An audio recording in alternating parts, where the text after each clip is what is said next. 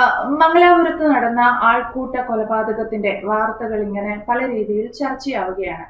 ആ, യഥാർത്ഥത്തിൽ ഒരു ഒരു സമയത്ത് മതത്തിന് ഭീകരവാദത്തിന് മതമില്ലെന്ന് പറഞ്ഞു നടന്നവർ ഇപ്പോഴിതാ പറയുന്നു അതൊരു മതം നടത്തിയ ഒരു ആക്രമണമാണ്. അപ്പോൾ ഇതാ പെട്ടെന്ന് മംഗലാപുരത്ത് നടന്ന ഒരു ഇൻസിഡന്റിന് ഒരു ഭീകരവാദത്തിന് മതം ഉണ്ടാവുകയാണ് ആരിഫ് സർ. ഇതൊരു ഒരു തരം ഇരട്ടത്താപ്പല്ലേ? വലതുപക്ഷങ്ങൾ ശക്തി പ്രാപിക്കുന്നു എന്ന് പറയുന്നു. പക്ഷേ എങ്ങനെ ഇവർ ശക്തി പ്രാപിക്കുന്നു എന്നതിന്റെ ഒരു തെളിവ് കൂടിയല്ലേ ഇപ്പോൾ നടന്നുകൊണ്ടിരിക്കുന്ന ചില പ്രസ്താവനകളൊക്കെ?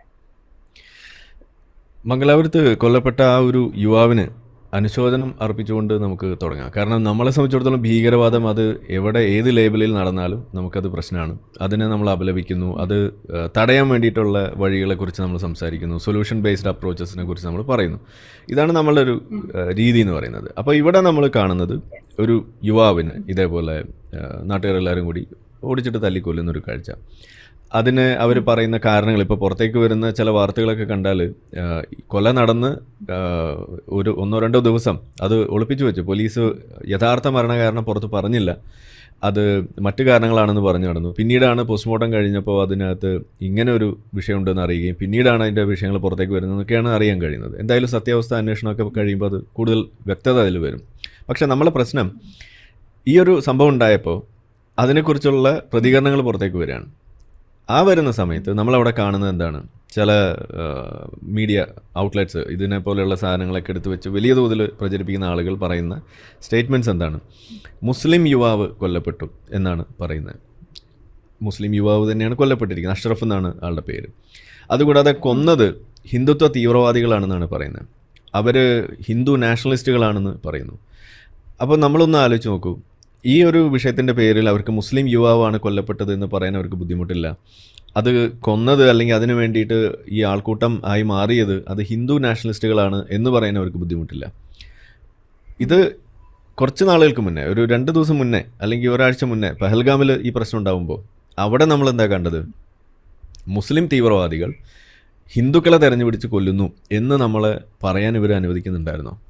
അത് പറയുമ്പോൾ എന്തായിരുന്നു ഇവർ പറഞ്ഞുകൊണ്ടിരുന്നത്? അങ്ങനെ ഇപ്പോൾ പറയാൻ പാടില്ല. അത് പറഞ്ഞ ഹിന്ദു മുസ്ലിം അത് വല്ലാതെ വഷളാകും. അത് ഉണ്ടാക്കുക എന്നതായിരുന്നു ആ തീവ്രവാദികളുടെ ലക്ഷ്യം. അപ്പോൾ നമ്മളതിന് വഴി നിൽക്കരുത്. ഈ സമയത്ത് ഇത് പറയരുത്. ഔചിത്യ ബോധമാണ് നമ്മളിവിടെ കാണിക്കേണ്ടത്. ഔചിത്യം നമ്മൾ നോക്കണം. മുഹൂർത്തമായിട്ടില്ല, നമുക്കിത് പിന്നെ പറയാം എന്നൊക്കെ പറഞ്ഞ് അങ്ങ് പോകുന്നു. അതോടൊപ്പം അവർ അവസാനം പറഞ്ഞു വെച്ചത് ഭീകരവാദത്തിന് മതമില്ല എന്നും പറഞ്ഞു വെച്ചു. ഈ ആളുകൾ ഈ ഒരു അറ്റാക്കിൻ്റെ വിഷയം വരുമ്പോൾ അവിടെ ഈ പറയുന്ന ഔചിത്യം അവർക്ക് പ്രശ്നമില്ല. അത് ആവർത്തിച്ച് പറഞ്ഞാൽ ഹിന്ദു മുസ്ലിം വൈര്യം ഉണ്ടാകുമോ എന്ന ഒരു ആശങ്ക അവർക്കില്ല. അതിൻ്റെ പേരിൽ മുസ്ലിം യുവാവ് എന്ന് എടുത്ത് പറയാൻ അവർക്ക് ബുദ്ധിമുട്ടില്ല. അത് ചെയ്ത ആളുകളെ ഹിന്ദു തീവ്രവാദികളെന്ന് വിളിക്കാൻ അവർക്ക് ബുദ്ധിമുട്ടില്ല. ഇതിൻ്റെ പേരിൽ ഹിന്ദു മുസ്ലിം പ്രശ്നങ്ങൾ വഷളായി കൈവിട്ട് പോയാൽ അതൊന്നും അവരുടെ പ്രശ്നമല്ല. ഇപ്പോൾ അവർക്ക് ഇതൊക്കെ പറയൽ, ഇത് ഇപ്പോഴേ പറയേണ്ട ഒരു സാഹചര്യം, ഇപ്പോഴാണ് പറയേണ്ടത്, എന്തിന് പറയാൻ മടിക്കണമെന്നൊക്കെയാണ് നമ്മളുടെ ചില പ്രമോദ് രാമനെ പോലെയൊക്കെയുള്ള ആളുകളൊക്കെ ചോദിച്ചിരിക്കുന്നത്. അപ്പോൾ ഈ ചോദ്യമൊക്കെ ചോദിക്കുന്ന ആളുകൾ ഇത്രയും ദിവസം എവിടെയായിരുന്നു എന്നുള്ളതാണ് ഒന്നാമത്തെ ചോദ്യം. ഇവരൊന്നും ഇത്രയും ദിവസം കണ്ടിട്ടില്ല. ചില ആളുകൾ ഈ 26 പേര് കൊല്ലപ്പെട്ടപ്പോൾ അതിനകത്ത് ആ ഒരു വിഷയത്തിൽ അവർ കൊന്ന രീതി, മുണ്ടുപൊക്കി നോക്കിയിട്ട് കൊല്ലുന്നു, കലിമ ചൊല്ലിച്ച് കൊല്ലുന്നു, ഇതിനെക്കുറിച്ചൊന്നും പറയാത്ത ആളുകൾ, അവിടെ ആ വിഷയത്തിൽ ഒരു പ്രതികരണം പോലും നടക്കാത്ത ആളുകൾ, 26 പേരിൽ ഒരാൾ മുസ്ലിമാണ് എന്ന് അറിഞ്ഞപ്പോൾ ഒരു മനുഷ്യൻ എന്നും പറഞ്ഞിട്ട് പോസ്റ്റൊക്കെ ഇട്ടിട്ട് വരുന്ന ആളുകളെയും കണ്ടു. അപ്പോൾ 26 പേരിൽ ഒരാളെ മാത്രമേ മനുഷ്യനായിട്ട് വരിക, ബാക്കിയുള്ളവർക്ക് പിന്നെ പെരിച്ചാഴിയാണോ കൊല്ലപ്പെട്ടതെന്നാണ് നമ്മൾ ചോദിക്കുന്നത്. ഇതാണ് നമ്മളിവിടെ കണ്ടുകൊണ്ടിരിക്കുന്ന ഒരു കാഴ്ച. അപ്പോൾ നമ്മളിവിടെ തീവ്രവാദം എന്ന് പറയുന്ന സാധനത്തെ അഡ്രസ്സ് ചെയ്യുന്നു. അതുപോലെയുള്ള വിഷയങ്ങൾ നമ്മൾ അഡ്രസ്സ് ചെയ്യാൻ വേണ്ടി വരുമ്പോൾ ഒന്നാമത്തെ കാര്യം, ഇതിനകത്തൊരു ബാലൻസിങ്ങിന് പോലും ഒരു സാധ്യതയില്ല എന്നുള്ളതാണ്. ഇപ്പോൾ നമ്മൾ ഈ ഡീറാഡിക്കലൈസേഷൻ പ്രോഗ്രാം നമ്മൾ ഇന്ത്യയിൽ നടന്നുകൊണ്ടിരിക്കുന്ന, സംസ്ഥാനത്ത് നടന്നുകൊണ്ടിരിക്കുന്നതൊക്കെ ഈ ഡീറാഡിക്കലൈസേഷൻ തീവ്രവാദ പ്രവർത്തനത്തിലേക്ക് ആകൃഷ്ടരാകുന്ന ആളുകളെ അതിൽ നിന്നും പിന്തിരിപ്പിക്കാൻ വേണ്ടി നടത്തുന്ന പ്രോഗ്രാമിൽ ഏർപ്പെട്ടിട്ടുള്ള സെക്യൂരിറ്റി ഓഫീസേഴ്സൊക്കെ ആയിട്ട് പലപ്പോഴും നമ്മൾ സംസാരിക്കേണ്ടി വരാറുണ്ട്. അവർ നമ്മളെയും വിളിക്കും, അല്ലെങ്കിൽ നമ്മൾ അവരെയും അപ്രോച്ച് ചെയ്യേണ്ടി വരും. പിന്നെ NIA-യുടെയൊക്കെ അവരുടെ നമ്പർ, അതുപോലെ ഇമെയിൽ ID ഉണ്ട്. അപ്പോൾ പല സാധനങ്ങളും നമ്മളുടെ ഇതിലൊക്കെ കറങ്ങി വരുമ്പോൾ നമ്മളതൊക്കെ അവർക്ക് ഇങ്ങനെ അയക്കും. ഇങ്ങനെയുള്ള പരിപാടികളൊക്കെ നമ്മൾ ചെയ്യുന്ന ഭാഗമായിട്ട് ഒരു കാര്യം ഇവിടെ നമ്മൾ മനസ്സിലാക്കേണ്ടത്, ഇന്ത്യയിൽ ഈ ഒരു തീവ്രവാദം എന്ന് പറയുന്ന ഒരു വിഷയം വരുമ്പോൾ നിങ്ങളുടെ മനസ്സിലേക്ക് എന്താണ് കടന്നു വരുന്നത്? ഏത് തരം തീവ്രവാദമാണ് ഇവിടുത്തെ പ്രശ്നം? തീവ്രവാദം ഒരു പ്രശ്നമാണോ എന്നെങ്കിലും നിങ്ങൾ ആദ്യം ഒന്ന് ചോദിക്കുക. അപ്പോൾ നമ്മൾ സാധാരണ ഇത് നമ്മൾ ചർച്ചയാക്കുമ്പോൾ ആളുകൾ വന്ന് നമ്മളെ തടയിടും. അവർ പറയും എന്താണ്, നിങ്ങൾക്ക് ഏത് നേരം ഈ ഇസ്ലാമിക ഭീകരവാദത്തെക്കുറിച്ച് മാത്രമേ പറയാൻ പറ്റുന്നുള്ളൂ, നിങ്ങൾക്ക് എന്തുകൊണ്ട് ഹിന്ദു ഭീകരതയെക്കുറിച്ച് പറയാൻ കഴിയുന്നില്ല, സാഫ്രൻ ടെറർ ഇവിടെ ഒരു വലിയ പ്രശ്നമല്ലേ, അതിനെക്കുറിച്ച് നിങ്ങൾക്ക് എന്താ ഒന്നും പറയാനില്ലാത്തത് എന്ന് ചോദിച്ചിട്ട് നമ്മളെ വലിയ ഉത്തരം മുട്ടിക്കും എന്നൊക്കെയാണ് അവർ വിചാരിക്കുന്നത്. സത്യത്തിൽ അവരോട് 2 കണക്ക് തിരിച്ചു വെച്ച് കഴിയുമ്പോൾ തീരും. അതാണ് നമ്മൾ പറയാറുള്ളത്. അപ്പോൾ കണക്ക് വെക്കുമ്പോൾ അവർ പറയും ഇന്ത്യയിലുണ്ടല്ലോ അങ്ങനെയൊക്കെ ഉണ്ടായതിൻ്റെ കണക്ക്. അപ്പോൾ നമ്മൾ പറയും ഓക്കെ, കണക്ക് ഒരെണ്ണം എടുക്കുക, 2 എണ്ണം കൊണ്ടുപോകാം, ഇനി വേണമെങ്കിൽ നിങ്ങൾ ഒരു 5 എണ്ണം കൊണ്ടുവന്നു, ഇനി പറ്റൂല്ലെങ്കിൽ ഒരെണ്ണെങ്കിലും കൊണ്ടുപോകാം എന്ന് പറയുമ്പോൾ അവർ ഒരു നൂറ്റാണ്ട് മുന്നേ ഉള്ള കണക്ക്, അതല്ലെങ്കിൽ ഒരു പോത്തിറച്ചി വെച്ചതിൻ്റെ പേരിൽ നടന്നിട്ടുള്ളൊരു ഹെയ്റ്റ് ക്രൈമിൻ്റെ ഒരു എണ്ണവുമായിട്ട് വരും, എന്നിട്ട് നമ്മളെ മുന്നിലേക്ക് വെക്കും. അപ്പോൾ ഈ സാധനത്തെ വെച്ചിട്ടാണ് ബാക്കിയുള്ള സാധനങ്ങൾ മുഴുവൻ പിന്നെ ഇവിടെ അഡ്രസ്സ് ചെയ്യാൻ പോകുന്നത്. അപ്പോൾ നമ്മളിവിടെ പറയുന്നത് എന്താണ്, ഇങ്ങനെ ഒരു ഡീറാഡിക്കലൈസേഷൻ പ്രോഗ്രാം ഇന്ത്യയിൽ നടക്കുന്നുണ്ടെങ്കിൽ, അതിനിവിടെ പൊതുപണം ചെലവഴിക്കുന്നുണ്ടെങ്കിൽ, അതിനിവിടെ ടാക്സ് മണി, നമ്മളൊക്കെ ഇവിടുത്തെ ഹിന്ദു മുസ്ലിമും മതമുള്ളവനും ഇല്ലാത്തവനും ഒക്കെ കൊടുക്കുന്ന ടാക്സ് മണി, അതിൻ്റെ ഒരു ഭാഗം എടുത്തുകൊണ്ടാണ് ഈ ഡീറാഡിക്കലൈസേഷൻ പ്രോഗ്രാം നടക്കുന്നതെന്ന് നിങ്ങൾ ആലോചിക്കുക. ഏത് മത തീവ്രവാദത്തിനെതിരെയാണ് അവർ ഏറ്റവും കൂടുതൽ ഇത് ചെലവഴിക്കുന്നത്? ഹിന്ദു മത ഭീകരതയ്ക്കെതിരെയാണോ? അത് ക്രിസ്ത്യൻ മത ഭീകരതയ്ക്കെതിരെയാണോ? അത് ജൂതമത ഭീകരതയ്ക്കെതിരെയാണോ? ജൈനമതം, ബുദ്ധമതം, ഷിൻഡോ മതം, ജിംബൂബ മതം, ഏത് മതമാണ്? എന്താ നമുക്കത് പറയാൻ പറ്റാത്തത്? അതൊറ്റ മതമേ ഉള്ളൂ, അത് ഇസ്ലാം മതമാണ്. ഇസ്ലാം മത തീവ്രവാദത്തെ തന്നെയാണ് ഇവിടെ ഫൈറ്റ് ചെയ്യാൻ വേണ്ടിയിട്ട് ഏറ്റവും കൂടുതൽ ചെലവഴിച്ചുകൊണ്ടിരിക്കുന്നത്. ഇനി ഇതിപ്പോൾ സെൻട്രൽ ഗവൺമെൻറ്റിൻ്റെ എന്ന് വേണമെങ്കിൽ പറഞ്ഞിട്ട് നിങ്ങൾക്ക് മുങ്ങാം. കേരളത്തിലേക്ക് വരിക, ഇവിടെ ഓപ്പറേഷൻ പിജിയൻ അല്ലെങ്കിൽ ഇതുപോലെയുള്ള സാധനങ്ങളെക്കുറിച്ചൊക്കെ നമ്മൾ പറയുന്നു. അവിടെയും ഈ പറയുന്ന തീവ്രവാദത്തെ ബീറ്റ് ചെയ്യാൻ വേണ്ടിയിട്ട് നടക്കുമ്പോൾ ഏറ്റവും കൂടുതൽ അതിനു വേണ്ടി ചെലവഴിക്കുന്ന സമയവും പണവും അത് ഏത് തീവ്രവാദത്തിനെതിരെ? സെൻട്രലിൽ പറയുമ്പോൾ അത് BJP-ക്കാരാണ്, കേരളത്തിൽ ഭരിക്കുന്നത് BJP അല്ലല്ലോ. ഇവിടെയും ഇത് നടക്കുന്നത് ഈ പറയുന്ന ഇസ്ലാമിക തീവ്രവാദത്തിനെതിരെ തന്നെയാണ്. ഹിന്ദു ടെറർ കണ്ടെയ്ൻ ചെയ്യണമെന്ന് പറഞ്ഞിട്ട് ഒരു പ്രോഗ്രാം ഇവിടെ റൺ ചെയ്യുന്നുണ്ടോ? നിങ്ങളൊന്ന് പറയൂ. ഇതാണ് നമ്മൾ ചോദിക്കുന്നത്. അപ്പോൾ ഇങ്ങനെയുള്ള കമ്പാരിസൺസ് നടത്തിയിട്ട് നിങ്ങൾ വലിയ നവോത്ഥാന നായകനാണെന്നൊക്കെ കാണിക്കാനോ അല്ലെങ്കിൽ നിങ്ങൾ വളരെ നിഷ്പക്ഷനാണെന്ന് കാണിക്കാനൊക്കെ വേണ്ടിയിട്ട് ശ്രമിക്കുമ്പോൾ സത്യത്തിൽ നിങ്ങൾ ചെയ്യുന്നത് എന്താണെന്ന് വെച്ചാൽ യാഥാർത്ഥ്യത്തെ കുഴിച്ചു മൂടിയിട്ട് നിങ്ങൾക്ക് സൗകര്യമുള്ള കുറച്ച് കാര്യങ്ങളൊക്കെ പറഞ്ഞ് ഇങ്ങനെ നിൽക്കുക. അപ്പോൾ ഇവിടെ ഒരു റെഡ് പിൽ മൊമെൻ്റ് ഉണ്ട്. അതൊരു കയ്പുള്ള ഒരു സാധനമാണ്, അത് എളുപ്പമല്ല. ആ റെഡ് പിൽ നിങ്ങൾ കഴിച്ചേ പറ്റൂ. അത് കഴിക്കാതെ നിങ്ങൾക്ക് മുന്നോട്ട് പോകാൻ പറ്റില്ല. നിങ്ങളെ കംഫർട്ട് സോണിൽ ഇരുന്നുകൊണ്ടിരിക്കുന്ന ഈ ബ്ലൂ പിൽ പരിപാടി ഇനി നടക്കില്ല എന്നുള്ളതാണ്. കാരണം എന്താ, നിങ്ങൾ ഏറ്റവും കൂടുതൽ സംസാരിച്ചുകൊണ്ട് നടക്കുന്നത് സംഘപരിവാർ വിരുദ്ധതയാണ്. സംഘപരിവാർ എങ്ങനെ ഇവിടെ ഉണ്ടായത് എന്നും കൂടി നിങ്ങളപ്പോൾ അവിടെ അന്വേഷിക്കണം. സംഘപരിവാർ ആശയം ഇവിടെ അല്ലെങ്കിൽ ഒരു വലതുപക്ഷ ഒരു ശക്തിപ്പെടൽ അതെങ്ങനെയാണ് ഇവിടെ ഉണ്ടാകുന്നത്? അത് ആഗോള മാതൃക എന്താണ്? എങ്ങനെയാണ് ഓരോ നാട്ടിലും ഈ വലതുപക്ഷം ശക്തിപ്പെടുന്നത്? അതിൻ്റെ പിന്നിൽ പ്രവർത്തിക്കുന്ന ആ ഒരു ശക്തി അല്ലെങ്കിൽ അതിനുള്ള ആ പ്രേരണ കൊടുക്കുന്ന സാധനം എന്താണ്? ഇത് നമ്മൾ അന്വേഷിക്കുമ്പോൾ കറങ്ങി തിരിഞ്ഞു വരെ എവിടെയാണ്? അത് ഇസ്ലാമിക പ്രേരണകളാണ് പലപ്പോഴും അവിടെ വന്ന് ഭവിക്കുന്നത്.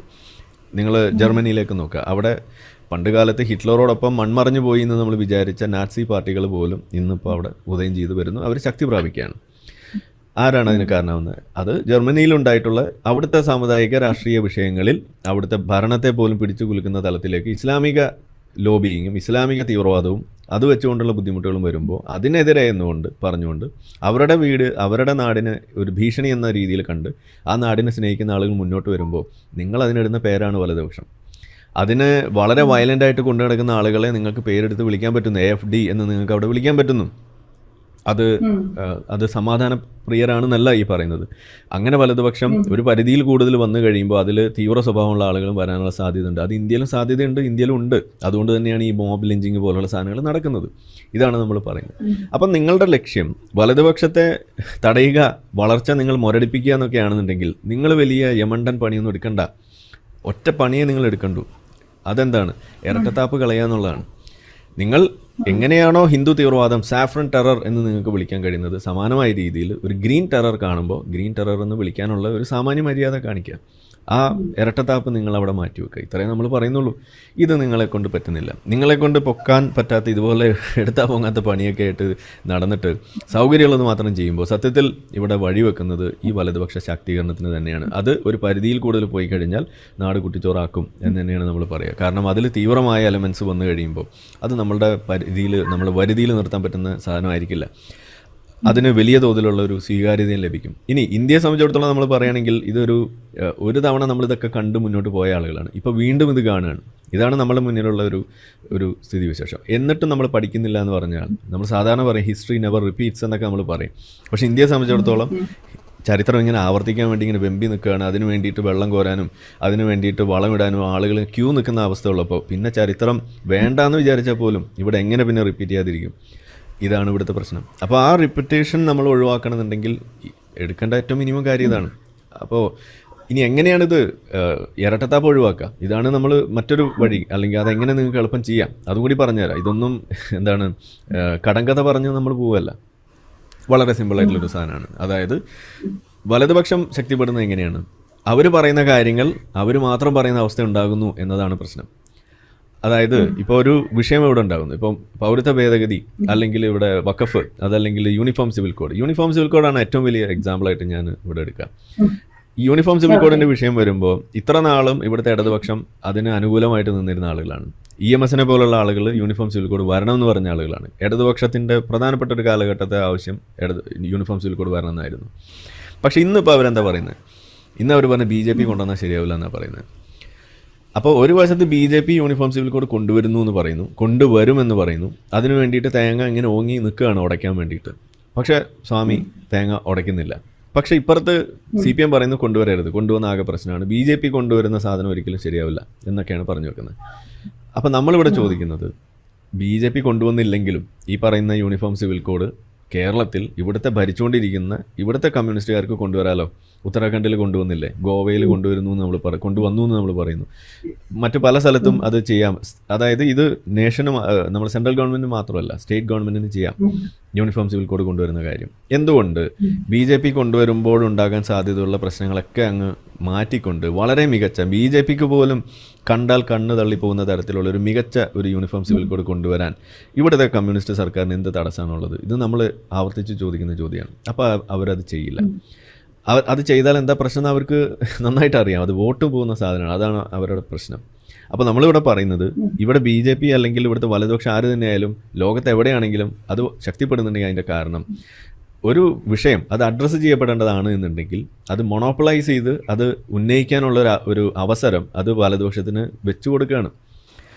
അതിന് പകരം ആ ആവശ്യങ്ങൾ അതിൻ്റെ ആവശ്യകത മനസ്സിലാക്കി അത് റെലവൻ്റ് ആണെന്ന് കണ്ടാൽ അത് ആവശ്യപ്പെടുന്ന ആളുകളുടെ കൂട്ടത്തിൽ എല്ലാവരും വന്നാൽ വലതുപക്ഷത്തിന് അങ്ങനെ മൊണോപ്പൊളൈസ് ചെയ്യാനുള്ളൊരു അവസരമില്ല. എല്ലാവരും പറയുന്ന സാധനമായിട്ട് മാറും. അപ്പോൾ പിന്നെ സ്വാഭാവികമായിട്ടും ആളുകൾക്ക് ആ ആവശ്യമാണ് അവിടുത്തെ പ്രധാന വിഷയമായിട്ട് വരിക. ഇവിടെ എന്താ സംഭവിക്കുന്നത്? ആവശ്യത്തെക്കാൾ ഉപരി ആ ആവശ്യത്തിൻ്റെ പിന്നിൽ നിൽക്കുന്ന ആളുകൾക്ക് കൂടുതൽ ഒരു എക്സ്പോഷർ കിട്ടുന്നു, അവരുടെ വാദങ്ങൾക്ക് കൂടുതൽ ഒരു സ്വീകാര്യത ലഭിക്കുന്നു, അവരെ ഒരു ഹീറോ ആയിട്ട് പരിഗണിക്കുന്ന ഒരു അവസ്ഥ വരുന്നു.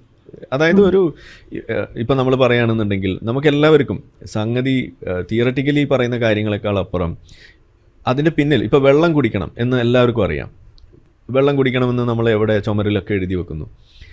നമ്മൾ വെള്ളം കുടിക്കാൻ അത്രമാത്രം താല്പര്യം കാണിക്കുമോ? അങ്ങനെ വെള്ളം കുടിക്കുന്നു എന്നിങ്ങനെ കുടിക്കണം എന്ന് എവിടെയും എഴുതി വെച്ച് കഴിഞ്ഞാൽ. എന്നാൽ അവിടെ നിങ്ങൾ വിചാരിക്കുക, മമ്മൂട്ടി വന്നിട്ട് പറയണം, അല്ലെങ്കിൽ മോഹൻലാൽ വന്നിട്ട് വരണം, മക്കളെ നിങ്ങൾ ഇടയ്ക്കിടയ്ക്ക് വെള്ളം കുടിക്കണം എന്ന് പറഞ്ഞാൽ അപ്പം നമുക്കൊരു താല്പര്യം കൂടും. എന്താ കാരണം? അവിടെ നമുക്ക് ആ വ്യക്തി നമുക്ക് പറഞ്ഞു തരുമ്പോൾ ഉണ്ടാകുന്ന ആ ഒരു അതോറിറ്റി എന്നുള്ള രീതിയിൽ, അല്ലെങ്കിൽ അതിന് പിന്നിൽ നിൽക്കുന്ന ആളുകൾ എന്നുള്ള രീതിയിൽ, അതാണ് ഈ പരസ്യങ്ങളുടെ വിജയം എന്ന് പറയുന്നത്. അതൊരു മാർക്കറ്റിങ്ങിൻ്റെ ഭാഗമാണ് എന്ന് പറഞ്ഞ മാതിരി ആ ആളുകളിലേക്കും കൂടി പോകും. സംഗതി ചിലപ്പോൾ ഡോക്ടറായിട്ടോ അല്ലെങ്കിൽ അത്തരം ആരോഗ്യ സംബന്ധമായിട്ടോ ഒരു വിവരമില്ലാത്ത ആളായിരിക്കും. പക്ഷെ അവരത് പറഞ്ഞു എന്നതിൻ്റെ പേരിൽ അവരോട്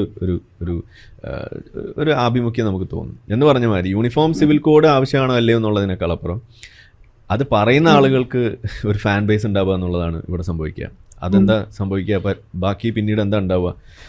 മോഹൻലാൽ ആദ്യം വെള്ളം കുടിക്കാനേ പറഞ്ഞുള്ളൂ, പിന്നെ വൈകിട്ട് എന്താ പരിപാടി എന്ന് ചോദിക്കുമ്പോൾ അതിൻ്റെ പിന്നാലെ പോകാനും ആളുകൾക്ക് താല്പര്യം തോന്നും. അതാണ് എൻ്റെ പ്രശ്നം. അപ്പോൾ ഈ പറയുന്ന ആളുകൾ ആദ്യം ഒന്ന് പറയുന്ന യൂണിഫോം സിവിൽ കോഡ്, അതിന് ആ സാധനത്തെക്കാൾ ഉപരി നമ്മൾ അവരുടെ ആശയങ്ങളിലേക്ക് നമ്മൾ ആകർഷകരാവുകയും അതിൻ്റെ പിന്നാലെ പോവുകയും ചെയ്യുമ്പോൾ പിന്നീട് ഇതേ ആളുകൾ അതിൻ്റെ കൂടെ ചേരുമ്പോൾ അത് എത്തിച്ചേരുക, അവർ കൊണ്ടുപോകുന്ന എല്ലാ വഴിയിലേക്കും നമ്മൾ പോകേണ്ടതായിട്ട് വരും. അതാണ് വലതുപക്ഷം ആയാലും ഇടതുപക്ഷം ആയാലും ഒക്കെ ഉണ്ടാകാൻ പോകുന്നൊരു പ്രശ്നം. ഇടതുപക്ഷത്തിന് തന്നെയാണ് സംഭവിച്ചിരിക്കുന്നത്. ഇടതുപക്ഷം വേറൊരു ലെവലിലാണ് പോകുന്നതെന്ന് മാത്രം. അത് മറ്റൊരു ദുരന്തം തന്നെയാണെന്നുള്ളതാണ്. പക്ഷേ ഇവിടെ പറയുമ്പോൾ വലതുപക്ഷമാണല്ലോ വലിയ പ്രശ്നമായിട്ട് പറയാം. അതുകൊണ്ട് നമ്മൾ അതിനെ മാത്രം അഡ്രസ്സ് ചെയ്യുന്നു എന്നുള്ളതാണ്. അപ്പോൾ ഞാൻ ചുരുക്കി പറയുകയാണെന്നുണ്ടെങ്കിൽ ഇരട്ടത്താപ്പ് വെളിച്ചത്ത് വന്നു. ഒന്നത്. രണ്ട്, ഇനി ഇവിടുന്ന് അങ്ങോട്ട് ഇതൊക്കെ പറയുമ്പോൾ മിണ്ടാണ്ടിരുന്നോ, നിങ്ങൾക്ക് പറ്റാത്ത പണി നിങ്ങൾ എടുക്കണ്ട, നമ്മളിവിടെ ഉണ്ട് എന്ന് പറയാനുള്ള ഒരു അപ്പർ ഹാൻഡ് കൂടി ഇവിടുത്തെ വലതുപക്ഷത്തിന് ഇതുപോലുള്ള വിഷയങ്ങൾ ആവർത്തിക്കുന്ന വഴി അവർക്ക് കിട്ടുകയാണ് ചെയ്യുന്നത്. അടുത്തൊരു തവണ ഇതേപോലൊരു സംഭവം ഉണ്ടാകുമ്പോൾ ഇത് ഇതിൻ്റെ പിന്നിൽ മുസ്ലിം തീവ്രവാദമാണ്, ഇസ്ലാമിക തീവ്രവാദമാണ് എന്ന് പറയാനുള്ള സാധ്യത വർദ്ധിക്കുകയാണ് ചെയ്യുന്നത്. ഇപ്പോൾ അത് നടന്നില്ല ശരി, പക്ഷേ ഇപ്പോൾ ഈ മോബ് ലിഞ്ചിങ് നടന്നപ്പോൾ അതിലെല്ലാവരും ഹിന്ദു തീവ്രവാദമെന്ന് പറയുമ്പോൾ ഇതൊരു സംസാരമാകുന്നു, ഇതൊരു ഡിബേറ്റ് ആകുന്നു, ഇത് വലിയ തോതിൽ ആളുകളിൽ ഒരു തിരിച്ചറിവ് ഉണ്ടാക്കുമ്പോൾ അടുത്ത തവണ ഒരു ഇസ്ലാമിക തീവ്രവാദം ഉണ്ടാകുമ്പോൾ അല്ലെങ്കിൽ അതും കഴിഞ്ഞ് വീണ്ടും ഉണ്ടാകുമ്പോൾ അങ്ങനെ ആവർത്തിക്കുന്ന വഴിക്ക് എന്തായാലും ആവർത്തിക്കും. ഇത് ഒഴിഞ്ഞിട്ടുള്ള പണിയില്ലല്ലോ. പൂരം കഴിഞ്ഞ് ആനയ്ക്ക് വിശ്രമമില്ല എന്ന് പറഞ്ഞ മാതിരിയാണ് ജിഹാദ് കഴിഞ്ഞ് ഇസ്ലാമിസ്റ്റുകൾക്ക് വിശ്രമമൊന്നും ഉണ്ടാവില്ല. അപ്പോൾ എന്തായാലും ഇനിയും പൊട്ടും, ഇനിയും ഇതുപോലെ സാധനമൊക്കെ ഉണ്ടാകുമ്പോൾ അന്നേരം ആ സമയങ്ങളിൽ ഇത് ഇസ്ലാമിക തീവ്രവാദമാണ് എന്ന് പറയാനുള്ള ഒരു അവസരം ഇവിടെ വന്നു ചേരുകയാണ്. അത് നല്ലതാണോ ചീത്തയാണോ എന്ന് ചോദിച്ചാൽ ഞാൻ പറയാതെ നല്ലതാണെന്നാണ്. കാരണം അതങ്ങനെ പറയാതെ നമുക്ക് മുന്നോട്ട് പോകാൻ പറ്റില്ല. അപ്പോൾ അവിടെ എന്താ ഉണ്ടാവുക, അത് വലതുപക്ഷം പറഞ്ഞു എന്ന് വരുമ്പോൾ അത് മുസ്ലിം വിരുദ്ധത ഉണ്ടാക്കുന്നു എന്ന് പറഞ്ഞാണ് ഇനി പ്രശ്നം ഉണ്ടാക്കാൻ പോകുന്നത്. അപ്പോൾ അത് ഒഴിവാക്കാൻ എന്താ ചെയ്യേണ്ടത്? അത് നമുക്ക് ഒഴിവാക്കാം, വളരെ സിമ്പിളായിട്ട് ഒഴിവാക്കാം. എല്ലാവരും പറഞ്ഞാൽ മതി ഇത് ഇസ്ലാമിക തീവ്രവാദമാണെന്ന്. മുസ്ലിം വിരുദ്ധത ഉണ്ടാക്കുന്നു എന്ന് പറയുമ്പോൾ നമ്മൾ അന്ന് എല്ലാവരും പറഞ്ഞാൽ മതി ഇത് ഇസ്ലാമിനെ കുറിച്ചാണ് പറയുന്നത്, ഇസ്ലാമിക തീവ്രവാദത്തെക്കുറിച്ചാണ് പറയുന്നത്, അത് സാധാരണ മുസ്ലിമിനെ കുറിച്ചല്ല, ഒസാമയെ കുറിച്ചാണ് പറയുന്നത്, മമ്മൂട്ടിയെ കുറിച്ചല്ല എന്ന് പറയാൻ എല്ലാവരും ഉണ്ടായാൽ മതി. അപ്പോൾ പിന്നെ BJPക്കും പറയാം, കോൺഗ്രസിനും പറയാം. ഇത് തിന്നയില്ല തീറ്റിക്കുകയില്ല എന്ന് പറഞ്ഞ മാതിരി ഇങ്ങനെ മാറി നിൽക്കുമ്പോൾ ഉണ്ടാകുന്ന ഒരു പ്രശ്നമാണ്. അപ്പോൾ ഏതായാലും ഈ ഒരു പെഹൽഗാം സംഭവിച്ചത് നല്ലതിനൊന്നുമല്ല, അത് വളരെ മോശമായിട്ടുള്ളൊരു കാര്യമാണ്. ആളുകൾ കൊല്ലപ്പെടുക എന്ന് പറയുന്നത് നമുക്ക് വിഷമമുള്ള കാര്യം തന്നെ, നമ്മുടെ നാട്ടിൽ നടക്കാൻ പാടില്ല. അതിപ്പോൾ അതിൻ്റെ പേരിലായാലും അതിന് ശേഷം ഉണ്ടാകുന്ന ഇതുപോലുള്ള പാകിസ്ഥാനെ ജയ് വിളിച്ചു എന്നുള്ളതിൻ്റെ പേരിൽ തല്ലിക്കൊല്ലപ്പെടുന്നതായാലും ഒക്കെ പ്രശ്നം തന്നെയാണ്. പക്ഷേ അങ്ങനെയുള്ള പ്രശ്നങ്ങളിലൂടെ സമൂഹം പോകുന്ന മറ്റൊരു കൊളാട്രൽ ആയിട്ട് സംഭവിക്കുന്ന ചില മാറ്റങ്ങളുണ്ട്. ആ മാറ്റം എന്ന് പറയുന്നതാണ് ഇതുപോലുള്ള സാധനം. അതിലേറ്റവും എടുത്തു പറയാൻ ഒറ്റ വാക്കിൽ പറഞ്ഞാൽ വോക്കുകളുടെ അന്ത്യം അതിങ്ങനെയാണ് എന്നാണ് നമ്മൾ പറയുക. ഈ വോക്ക് മൈൻഡ് സെറ്റ്, ഈ വോക്ക് വൈറസ് അത് കൊല്ലപ്പെടുന്നത് ഇങ്ങനെയാണ്, അത് സമൂഹത്തിൽ നിന്ന് തുടച്ച് നീക്കപ്പെടുക ഇങ്ങനെയാണ്. കാരണം ഇത് ഇത്രയല്ലേ ഉള്ളൂ അല്ലേ എന്ന് തിരിച്ചറിയാനുള്ള വഴികളായിട്ട് ഇത് മാറുമ്പോൾ നമ്മൾ പറയുന്നത് ഇങ്ങനെ ആളുകളെ കൊല ചെയ്തും കൊലയ്ക്ക് കൊടുത്തും അതിൻ്റെ പേരിലുള്ള കാലുഷ്യം കുത്തി നിറച്ചിട്ടും അല്ലാതെ നിങ്ങൾക്കിത് മനസ്സിലാക്കാൻ സാധിക്കുന്നില്ലെങ്കിൽ എന്താ പിന്നെ നമുക്ക് ചെയ്യാം? കാരണം നമ്മൾ പറയുന്നത് ഇങ്ങനെ ഇതൊക്കെ ശരിക്കും പറഞ്ഞു കഴിഞ്ഞാൽ പണ്ടൊക്കെ നമ്മൾ പറയുമല്ലോ കോഴിയെ ബലി കൊടുക്കുന്നു എന്നിട്ട് നമ്മൾ എന്തെങ്കിലും സാധിക്കുന്ന മാതിരി. ഇതൊരു നല്ല മാറ്റമാണ് ഈ സമൂഹത്തിൽ ഉണ്ടാകുന്നത്. പക്ഷെ അതിന് വേണ്ടിയിട്ട് നമ്മൾ ബലി കൊടുക്കേണ്ടി വരികയാണ് ഇതുപോലുള്ള ആളുകളെ. നമ്മളുടെ വേണ്ടപ്പെട്ട നമ്മൾ സുഹൃത്തുക്കളെ, ഇന്ത്യക്കാരായിട്ടുള്ള സിറ്റിസൻസിനെ അല്ലേ ഈ കൊല്ലുന്നത്. അപ്പോൾ അത് അങ്ങനെ ചെയ്താൽ മാത്രമേ നിങ്ങൾക്ക് ബോധം വരൂ എന്ന് വരുമ്പോൾ അതൊരു ദുരവസ്ഥയാണെന്നാണ് നമ്മൾ പറയുന്നത്. അതല്ലാതെ തന്നെ വരാനുള്ള വഴിയുണ്ട്. ഇപ്പോൾ നമുക്കിപ്പോൾ ഇത് സംസാരിക്കാൻ കഴിയുന്നത് ആരും കൊല്ലപ്പെട്ടിട്ടോ അല്ലെങ്കിൽ ആരെങ്കിലും കൊല കൊടുത്തിട്ടോ അല്ല, ഇതിൻ്റെ പോക്ക് കണ്ടിട്ട് മനസ്സിലാക്കിയിട്ടല്ലേ നമ്മൾ പറയുന്നത്. ഇതെല്ലാവർക്കും സാധിക്കുന്ന കാര്യമാണ്. ഇതൊന്നും ഒരു റോക്കറ്റ് സയൻസ് അല്ല എന്നാണ് ഈ പറഞ്ഞു വെക്കുന്നത്. പക്ഷെ ചിന്തിക്കാൻ തയ്യാറല്ല. അവരുടെ പിന്നിലുള്ള രാഷ്ട്രീയത്തിൻ്റെ അടിമകളായിട്ട് മാറുമ്പോൾ അവർ അതിൽ നിൽക്കുന്നു. അതാണ് ഈ ഇടതുപക്ഷത്തിൻ്റെ ഏറ്റവും വലിയ കുഴപ്പമെന്ന് പറയുന്നത്. അതും പറയാലോ, ഇപ്പോൾ വലതുപക്ഷത്തിൻ്റെ പ്രശ്നം നമ്മൾ പറയുമ്പോൾ ഇടതുപക്ഷത്തിൻ്റെ പ്രശ്നം എന്താണ്? ഇടതുപക്ഷത്തിൻ്റെ ഒരു മൈൻഡ് സെറ്റാണ് കുഴപ്പം. ഈ ഇടതുപക്ഷ മൈൻഡ് സെറ്റിൻ്റെ പ്രശ്നം അവരൊരു മോറൽ ഹൈ കൊണ്ട് കിടക്കുക ചെയ്യാം. ഞങ്ങൾക്കാണ് ഏറ്റവും കൂടുതൽ മാനവിക സ്നേഹം, ഞങ്ങൾക്കാണ് എല്ലാം മുറ്റി നിൽക്കുന്നത്, ഞങ്ങളാണ് ഏറ്റവും വലിയ സത്യസന്ധർ, ഞങ്ങൾ കഴിഞ്ഞിട്ടേ ബാക്കിയൊക്കെ ഉള്ളൂ എന്നൊരു മോറൽ ഹൈ ഉണ്ട്. ഇതാണ് ഇടതുപക്ഷത്തിൻ്റെ ഏറ്റവും വലിയ ദുരന്ത ചിന്ത എന്ന് പറയുന്നത്. അത് നമ്മൾ കഞ്ചാവ് അടിക്കുന്നതിനേക്കാളൊക്കെ ഡേഞ്ചറസ് ആയിട്ടുള്ളൊരു സാധനമാണ്. മറ്റുള്ള ആളുകളെ കുറച്ച് കാണും, അവർക്കൊന്നും ബുദ്ധിയില്ല, നമ്മൾ പറഞ്ഞാലേ അവർക്ക് മനസ്സിലാവുള്ളൂ. ഇതൊക്കെയാണ് ഈ ഇടതുപക്ഷത്തിൻ്റെ ഈ ഒരു മൈൻഡ് സെറ്റ്. ഇത് ഞങ്ങൾ കഴിഞ്ഞാലേ ബാക്കിയൊക്കെ ഉള്ളൂ, ഞങ്ങൾക്ക് ശേഷം പ്രളയം എന്ന് വെച്ചാൽ ഞങ്ങൾ പറഞ്ഞു കൊടുത്താലേ നിങ്ങൾക്കൊക്കെ മനസ്സിലാവുള്ളൂ, ഞങ്ങൾ പറഞ്ഞു തരണം. ഇത് നമ്മൾ തിരിച്ചറിയണം. ഈ ഇടതുപക്ഷം അങ്ങനെ പറഞ്ഞുകൊണ്ട് നിങ്ങളെ പറ്റിക്കുകയായിരുന്നു എന്ന് വെച്ചാൽ ഇപ്പോൾ എന്താണ് അത് ഈ അടിച്ചമർത്തപ്പെട്ടവർക്കൊക്കെ എന്ത് തെണ്ടിത്തരവും ചെയ്യാം എന്നതടക്കമുള്ള വിഷയങ്ങൾ ഇവിടെ പറഞ്ഞു വെച്ചതൊക്കെ ഇതേ ഇടതുപക്ഷം തന്നെയാണ്. അത് ഇതേ ഇടതുപക്ഷ ബോധമാണ്. അതൊരു വലിയ പ്രശ്നമുള്ള ഒരു സാധനം തന്നെയാണ്. അപ്പോൾ ഇതൊക്കെ തിരിച്ചറിയാനുള്ള വഴിയായിട്ട് ഇത് മാറുന്നു എന്നുള്ളത് മാത്രം. പക്ഷെ അപ്പോഴും കൊല്ലപ്പെട്ട ആളുകൾക്ക് അനുശോചനം തന്നെയാണ് നമുക്ക് അർപ്പിക്കാനുള്ളത്. ആവർത്തിക്കാതിരിക്കട്ടെ എന്നുള്ളത് തന്നെയാണ് നമ്മുടെ ആഗ്രഹം. തീർച്ചയായും വ്യക്തമാണ് Arif Hussain sir. Thank you so much. കൂടുതൽ വാർത്തകളും വിശേഷങ്ങളും നിങ്ങളിലേക്ക് എത്താൻ ABC മലയാളം സബ്സ്ക്രൈബ് ചെയ്യുക, ബെൽ ബട്ടണും അമർത്തുക.